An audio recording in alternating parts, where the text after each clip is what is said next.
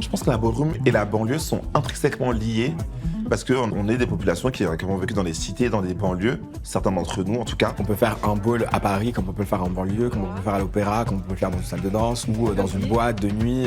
Et c'est ça la beauté de la ballroom parce qu'elle s'adapte partout. Déjà, il y a deux trucs que je trouve, c'est que déjà, le fait que la ballroom en s'exportant, c'est pas blanchi ou c'est pas embourgeoisé. C'est que même en s'exportant, ça a touché direct au cœur l'équivalent en fait dans chaque pays des catégories desquelles ça a émergé aux États-Unis. Sur la ballroom, tu peux pas parler de blanchité. Et en même temps, je trouve que la ballroom, c'est une culture à part entière et c'est une culture qui est vraiment organique aux communautés racisées, etc. et tout, tu vois. Donc t'as pas de question à te poser de est-ce que c'est du blanchiment, est-ce que on est intégré dans la blanchité occidentale, etc. Parce qu'en fait, c'est déjà des catégories qui ont émergé directement des marges. T'as un langage, t'as une culture qui est vraiment propre à la communauté. Et en même temps, le but, c'est pas d'en faire une culture mainstream parce que c'est...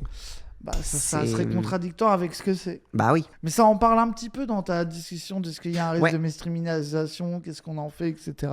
De fou. Allez voir sur ma chaîne YouTube la discussion avec Keona et Vini et on en parle de fou. Comme c'est bien, ça finira mainstream, faut pas être délu. Oui, peut-être, mais bon.